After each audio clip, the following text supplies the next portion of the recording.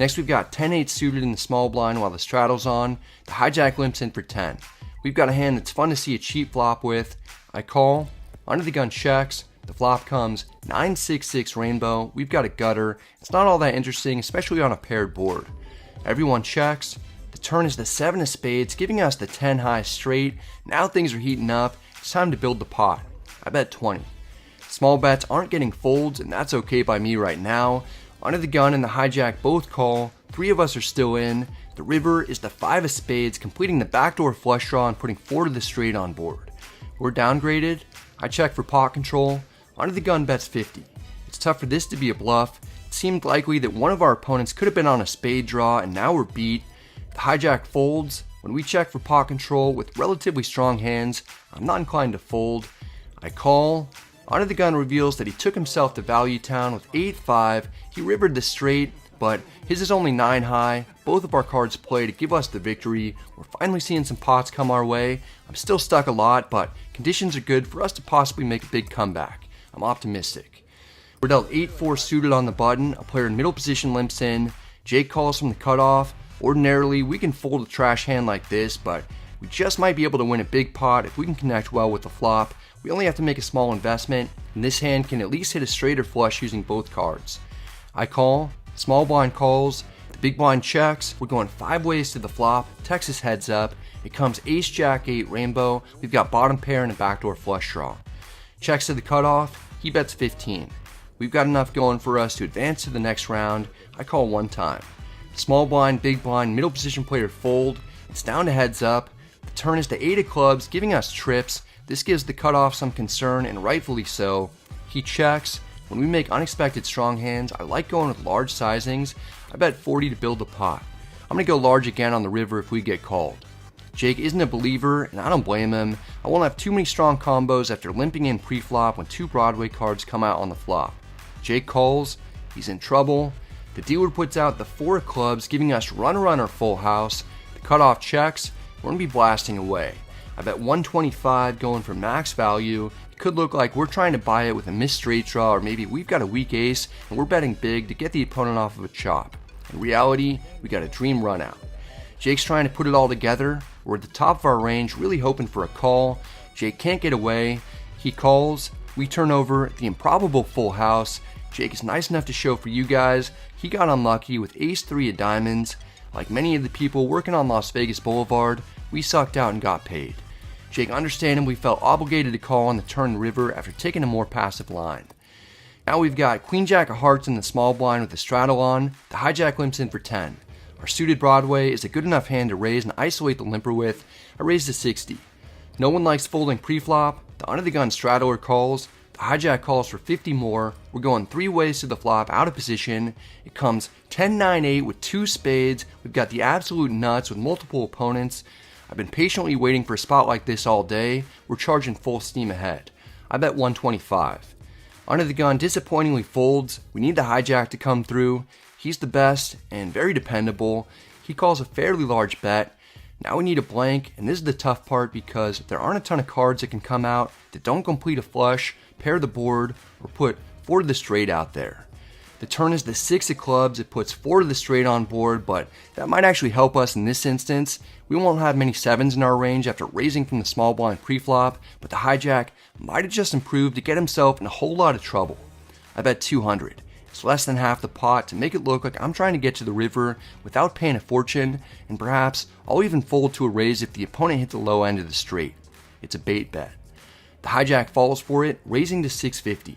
Could be drawing dead. He's got 295 behind. I consider calling to slow play so that he can bluff off his entire stack on the river, but there's too much out there to justify doing that when the pot's so big.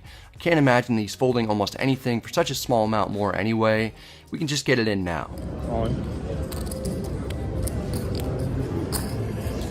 Once or twice? It's up to you. How's the nuts? Well, I guess we'll do it twice. Running it 2 times for piles of money. If we win, we get unstuck for the day. There's a lot riding on this. The hijack lets us know that it's not looking good for him. It doesn't matter. I need a queen. I love hearing that. We don't need to fade the board pairing or a spade draw. We only need to avoid the opponent hitting one of 3 outs. He reveals that he bluff raised. then called off with ace-jack offsuit. The opponent says that he needs a queen. That's what he gets. He drills the 3-outer, but the good news is that he didn't beat us. We chopped the run out. The better news is that we're running it twice. The second river is the 9 of clubs. We win on the second board outright as the hijack ends up with nothing. The accounting from here gets more complicated than the books for Enron, but we win 3/4 of the pot after chopping on the first board and then holding on the last one. We got it in almost as good as possible, but don't quite walk away with all of it to get out of the hole. At least we win a substantial amount to chip away at the deficit. We're only down 400. It wasn't the optimal outcome. I'm okay with it though, and the opponent is in good spirits too. Well, at least I made the fucking vlog. Oh yeah, he made the fucking vlog alright, and there's still time for him to make it again. 5 of us at the table agree to play a $25 bomb pot when we're dealt Jack 9 of spades in the cutoff. We're going straight to a flop. It comes Queen 10-4 with 2 hearts. We've got an open-ended straight draw. It checks to us. We're taking a stab at it. I bet 75. It can be difficult to get bluffs through at this table. The button calls. He's the opponent who river trips with 9-5 offsuit to more than double up earlier. It's down to heads up. The turn is the 9 of diamonds, giving us a pair that we didn't particularly want. I check now that we've got some showdown value though. The button likes seeing our check. He bets 175. Our hand can't really justify calling. We've only got third pair with the straight draw when there's a flush draw on the board. I'm not in the mood to fold either though. We've got removal to straights, 2 pair, and a set. I raise to 600, making a risky maneuver of turning our hand into a bluff after just pointing out that it's difficult to get bluffs through. I mean, this dude stuck in there with second pair in a massive pot multi-way earlier. If he has anything here, he'll probably call. He's thinking for a long time. He might actually raise. For over 2 minutes, the opponent is contemplating how he wants to proceed. At the 2.5 minute mark, the opponent finally folds. We get a huge check raise bluff through to take down the pot. The comeback is almost complete. With this win, we're only down 100 on the day. 10 minutes later, we're dealt ace-7 hearts under the gun. We're going to be playing all suited aces when we're first to act. I raised to 15. The button calls. He's the opponent who we won 3/4 of the pot against when we flopped the straight. Small blind calls.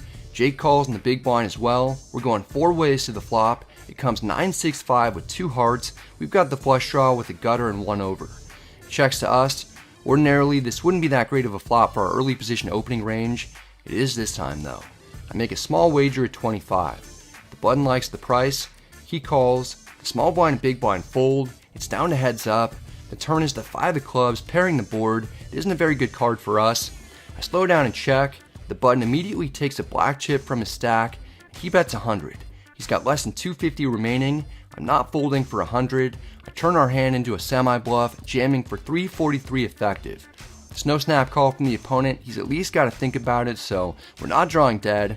Ultimately, he calls. We're in another all-in together. It might be us who needs the help this time, though. We reveal our hand. It turns out that we're in better shape than expected. The opponent shows he has Jack 8 of hearts. He's going to need a lot of help with few opportunities to get it. We agree to run it twice.